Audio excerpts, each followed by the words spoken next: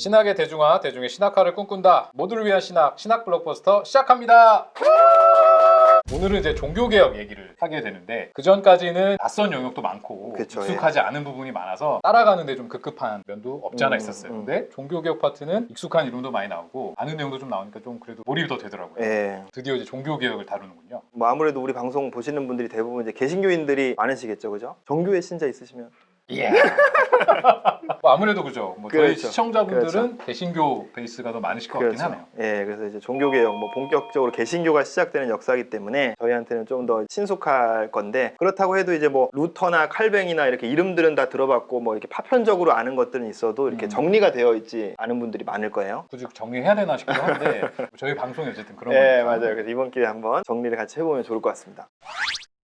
종교개혁의 구체적인 내용을 다루기 전에 먼저 어떤 시대적 상황 속에서 종교개혁이 시작됐나 배경을 한번 살펴보는 시간입니다. 첫 번째로 살펴볼 것은 15, 16세기의 교회개혁을 향한 압력들이 점점 커져갔던 그 부분들을 좀 살펴보고 싶어요. 이 시기에도 이제 뭐 암흑기엔 늘 그렇듯이 이제 성직자들의 부패가 이제 문제였어요. 대표적인 사람을 꼽아보자면 15세기 교황 중에 한 명인 알렉산데르 6세, 정부가 여러 명이 있었다고 해요. 뭐 사생아들 적어도 7명이었다 이렇게 얘기를 하는데 그런데도 이제 교황이 된 거예요. 그러니까 막 뭐 진짜 아무나 막 됐던 교황은 하나의 예일 뿐이고 교황 이 정도니 뭐 그 아래에 있는 사람들은 뭐 말할 것도 없겠죠. 전반적으로 성직자들 사이에 부패가 만연하고 질이 낮았던 이런 모습을 이제 볼 수 있는 거죠. 반대로 이제 평신도들의 지적 수준은 점점 높아져 갔어요. 인쇄술이 발달하면서 이제 책을 읽을 기회가 늘어나면서 지난번에 소개했던 기억하시는 에라스무스의 엔키리디온 이 책이 이제 막 대박을 치면서 평신도들의 의식을 이제 깨웠다고 하죠. 에라스무스는 이제 종교개혁가는 아니었는데 이런 말이 있어요. 에라스무스가 낳은 알을 종교개혁가들이 부화시켰다. 이런 말이 있을 정도로 이제 종교개혁을 앞둔 평신도들의 의식이 이제 깨어나는 데 큰 영향을 미친 것으로 이제 평가받고 있죠. 지도층들은 점점점 수준이 낮아지는데 그렇죠. 평신도들은 이제 올라오고 예. 이런 국면이 그렇죠. 중요한 배경 중에 하나죠. 그렇죠. 책을 읽고 공부를 하는 엘리트 평신도들만이 아니라 일반 민중들한테도 이제 성직자들이 신뢰를 잃어가고 있었어요. 삶은 고단한데 이제 성직자들의 그 사치스러운 삶 이런 것들을 보면 이제 반감이 안 생길 수가 없었겠죠. 굉장히 오래전 얘기인데 지금의 상황과 크게 다르지 않은 것 맞아요, 같은 맞아요. 씁쓸한 동질감이 느껴져가지고 그렇죠. 그런 반감이 이제 주기적으로 농민봉기로 이제 표출이 되어서 이 당시에 농민들이 일으킨 봉기, 혁명, 전쟁 이런 것들이 굉장히 많았어요. 말세에 대한 예언으로 이제 추종자들을 끌어모으는 이제 뭐 예수님이 언제 어느 도시에 재림하신다. 그 이후로 사람들이 막 몰려가고 이런 종말론 운동이 이제 빈번히 나타나기 시작했죠. 근데 이제 종교개혁이 발생한 원인을 이 교회의 부패만으로 설명할 수는 없어요. 왜냐하면 중세 다룰 때 기억하시는지 모르겠지만 11세기에도 이 비슷한 상황이 있었죠. 그때도 막 부녀자를 겁탈하는 교황이 있었었고 그런 어떤 암흑기가 있었었어요. 그때 이제 그레고리오 개혁이라는 이제 교회 내부의 개혁 운동이 일어나서 위기를 극복했던 것을 기억하실 텐데 맥그라스는 이 시대에 일어났던 어떤 에스파냐에서 일어난 교회 개혁 사례 하나를 소개하고 있어요. 어느 정도에도 당시 교회가 스스로 자정할 수 있는 능력을 가지고 있었던 것을 보게 되죠. 유럽 전체로 보면 그럼 중세교회는 왜 종교개혁을 피할 수 없었나 이런 질문을 하게 되는 거죠. 그렇죠. 그 부분이 사실은 되게 중요한 거고 궁금한 지점이 그렇죠.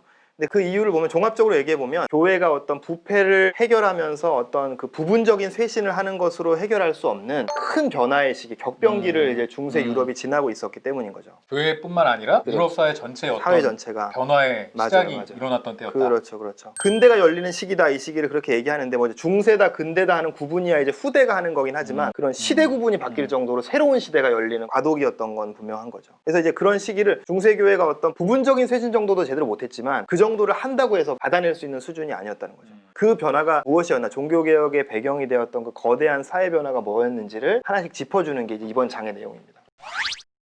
가장 주목해서 볼 만한 것은 중세 1000년간 유지되던 그 중세의 계층 질서가 뒤흔들리는 시기였다는 거예요. 봉건제도가. 그렇죠. 여러 번 얘기했듯이 중세는 굉장히 보수적이고 정적인 사회였어요. 그죠? 신분은 태어날 때부터 주어지는 거고 노력으로 바꿀 수 있는 게 아닌 거죠. 근데 이제 이 시기에 오면 지위는 타고나는 것만이 아니라 노력으로 더 나은 지위를 획득할 수 있다. 이제 이런 사상이 발전하기 시작했어요. 거기에 발맞춰서 실제로 이제 구현에는 이제 계급이 등장하게 되는데 이제 부유한 상인 계급들이 등장해서 이제 귀족들의 권력에 도전하기 시작했죠. 그 유명한 이제 부르주아. 예, 맞습니다. 15세기 말에 이제 정치 변화들도 있었는데 예를 들어 스위스 취리 같은 곳에서는 귀족 정치를 끝내고 의회 정치를 확립하는 그런 정치 개혁들이 일어나기 시작하고 다른 도시들로 막 퍼져나갔던 거죠. 나중에 자세히 살펴보겠지만 이런 격변기에 딱 맞는 신학을 종교 개혁이 제시해 줬던 거예요. 이런 표현 좋겠죠. 아다리가 맞아. 절묘하게 하여튼 네네. 그때 시대 상황과 탁탁 맞아떨어져. 편집될 것 같네요. 아다리 맞게 잘랐죠. 예를 들어 만인제사장주의라든지 프로테스탄트의 그 직업 소명윤리 이런 것들이 귀족이나 성직자보다는 평신도들에게 힘을 실어주는 신학이었던 거예요. 개혁가들의 이런 메시지는 사회의 변화를 바라는 그 대중들의 열망과 연결되어서 아주 폭발적인 호응을 얻게 되죠. 그리고 또 이 시대에 두드러진 흐름 하나는 도시들이 발달하기 시작했다는 거예요. 도시야 사실 어느 시대에나 있었죠. 고대에도 있었고. 근데 이제 이 시점에서 새삼 도시 발달을 이야기하는 건 뭐냐면 근대적 의미의 도시가 이 시기에 출현하기 시작했다는 거예요. 앞서 말했듯이 시의회가 시를 통치하는 도시들이 나타나기 시작했던 거죠. 명목상의 계통으로는 위에 당연히 뭐 제후도 있고 그 위에 황제도 있고 했지만 시를 실질적으로 운영하는 주체가 의회였던 거예요. 그런 어떤 도시들의 상황을 보면 상황이 녹록지가 않았어요. 역사를 보면 급격한 도시화가 이뤄질 땐 대부분 농민들의 삶이 힘들어져서인 경우가 많이 있어요. 우리나라 70년대 그 도시화, 산업화 때만 해도 이제 그런 맥락이 있었던 거죠. 근데 이때 유럽도 비슷했어요. 예전에 우리가 얘기했던 흑사병, 전쟁들이 이제 유럽을 휩쓸고 지나가면서 유럽 인구가 이제 급감했던 거죠. 그렇죠. 근데 인구가 감소한다는 거는 그리고 뭐 자연적 감소가 이렇게 그렇게 급감하게 되면은 식량 수요도 확 줄어들겠죠. 그래서 이제 밀가격이 폭락을 했던 거예요. 살기 어려워진 농민들이 일자리를 찾아서 도시로 쏟아져 들어가게 되고 그렇게 된 농민들은 도시에서 빈민이 되었어요. 근데 이런 도시 빈민층들의 불만이 점점 커져갔던 거죠. 이거는 종교개혁이 왜 도시를 중심으로 일어났는지를 보여주게 되는데 여러 가지 면이 있어요. 그러니까 도시에 변화를 갈망하는 대중이 있다는 것은 종교개혁이 성공하게 만든 중요한 요인이기도 하면서 또한 동시에 불만을 가진 대중들의 불만과 저항을 흡수하는 방법으로 종교개혁이 통치자들에게 활용된 측면이 있는 거죠. 바꿔 말하면 개혁자들과 통치자들이 서로 공생관계에 있었던 거죠. 맥그라스는 이 개혁자와 통치자들 관계에 상호 긴장이 있었다 이렇게 얘기를 하고 결국 실질적인 권력은 늘 통치자들의 손에 있었다 이렇게 덧붙이고 있죠. 종교개혁의 주류들을 보면 대부분 이렇게 권력과 밀접한 관련을 맺으면서 진행되었던 거예요. 이런 종교개혁을 관후원적 종교개혁이라고 불러요. 이 분류는 이제 이후에 우리가 다시 한번 살펴보도록 하겠습니다. 이 시기는 또 이제 교회의 권위가 무너져가는 시기이기도 했어요. 앞서 이제 중세를 볼 때 중세 전성기 이후에 계속 아비뇽 교황 시대, 대분열 시대 이런 걸 지나면서 교황권이 약화된 그렇죠. 걸 봤었죠, 그죠? 이때 대안으로 떠올랐던 게 공의회? 공의회주의. 오, 예. 어제 봤거든요.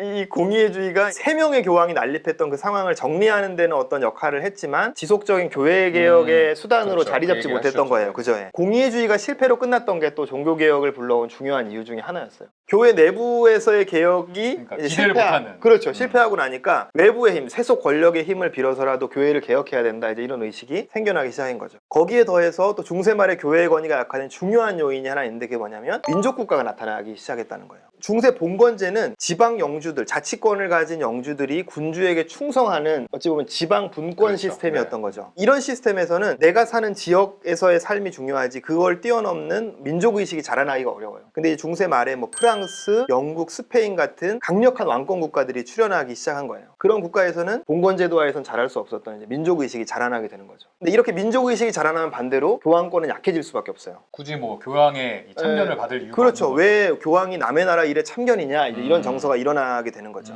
과거에는 교황이 민족과 국가를 뛰어넘어서 영향력을 행사해 왔는데 이게 점점 더 잘 안 통하게 되는 거죠. 대표적인 예로 우리 책에 나오는 게 16세기 초에 이제 프랑스 사례예요. 프랑스 왕과 교황이 이제 성직자 임명권 등을 포함한 어떤 권한 문제로 계속 갈등이 있었어요. 점점 프랑스 교회에 대한 교황의 권한이 약해지고 왕이 이제 실질적인 통솔권을 행사하게 된 거죠. 이 시기에 이런 상황을 뒷받침한 게 갈리아의 자유라는 슬로건이었어요. 이런 민족주의 어떤 느낌이 물씬 풍기는. 근데 그래도 프랑스는 명목상으로는 이제 교황을 교회의 수장으로 인정한 상태죠. 가장 강력한 가톨릭 국가가 사실 프랑스였거든요. 근데 이거보다 더 나간 사례가 이제 영국에서 나타나는데 영국 같은 경우에 이제 영국 왕 헨리 8세가 자기 이혼을 이제 교황이 반대하니까 스스로 이제 영국 교회의 수장이 되는 일이 있었어요. 영국의 종교개혁의 시작이었어요. 영국 같은 경우는 실질적인 권한만이 아니라 명목상으로도 교회의 수장이 교황이 아니라 이제 왕이 되는. 예. 중세는 사실 뭐였냐면 앞서 얘기했지만 교황을 정점으로 해서 지역과 민족을 뛰어넘는 하나의 교회를 유지하는 체제였는데 이 시기에 이르면 유럽의 구심점으로서의 교회의 권위가 이제 여기저기서 무너져 내리는 것을 보게 되는 거죠. 정리하자면 중세 말은 새 시대가 열리고 있다고 할 정도의 근본적인 변화들이 일어나던 시기였어요. 중세를 유지해왔던 신분 질서가 흔들리고 있었고 도시가 발달하면서 경제력을 가진 부르주아들이 부상해서 더 큰 영향력을 가지려고 원하고 있었고 삶이 어려웠던 도시 노동자 계층과 농민들 역시 변화를 갈망하고 있었던 거죠. 교황권이 약화되고 있었는데 민족국가가 떠오르면서 이제 더더욱 힘을 잃어가고 있는 그런 흐름이었죠. 이런 시대 상황이 종교개혁이 일어나는 배경을 이루고 있었다 이렇게 정리할 수 있겠죠. 사실 종교개혁이라는 타이틀이 워낙 유명하다 보니까 네. 너무나 탁월한 사상으로 와 그냥 종교개혁 자체만 일어나서 그냥 다 휘저어버리는 뭐 이런 루터, 느낌으로 칼뱅 그런 사람들이 막상 책을 좀 읽어보니까 이 시대 상황과 아주 절묘한 맞아 떨어져가는 그 변화의 싹들과 딱 맞물렸을 때 폭발했던 게 이 종교개혁이라는 걸 좀 알게 됐거든요. 맞습니다. 그래서 이런 또 배경을 알고 이제 종교개혁을 이해하다 보니까 예. 훨씬 더 재밌게 다가오는 지점들이 네. 분명히 있었던 것 같아요.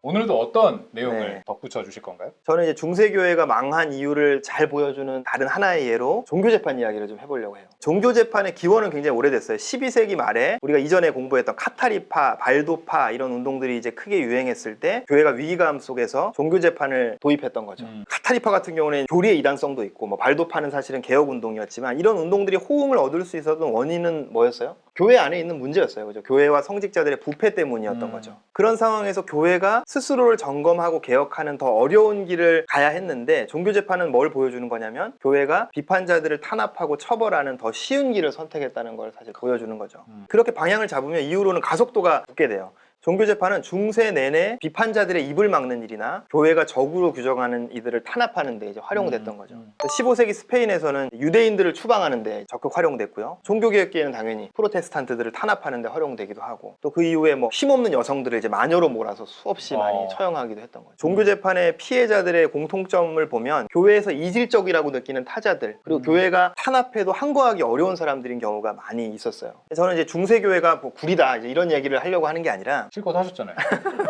우리가 이제 교회사를 공부하는 이유가 과거를 통해서 현재를 보기 위함이라면 이제 거기에 비춰서 오늘 우리의 교회들은 어떤가 이제 물어야 한다고 저는 생각한다는 거죠. 한국 교회도 지금 사실은 굉장히 안팎의 어려움으로 위기를 겪고 있어요. 그죠? 신뢰도 많이 땅에 떨어져 있고 최대의 위기를 겪고 있는 것 같은데 우리도 어쩌면 중세교회처럼 선택의 기로에 있는 건 아닌가 싶어요. 한국 교회가 어떤 우리밖에 이질적인 타자들을 배척하고 반대하면서 타자들을 적으로 삼으면 안에는 이제 결속되거든요. 그런 방식으로 위기를 돌파하려고 하는 거예요. 그런 방식이 아니라 스스로를 성찰하고 개혁하는 길, 더 어렵지만 옳은 길을 가기를 바라는 마음이 듭니다. 종교개혁의 이제 서문을 열어 젖혔는데요. 3부 1장 이렇게 마무리를 하고 다음 주에는 우리 3부 2장으로 함께 또 인사드리면 될 것 같습니다. 같이 인사드릴까요? 네. 네, 고생하셨습니다. 감사합니다.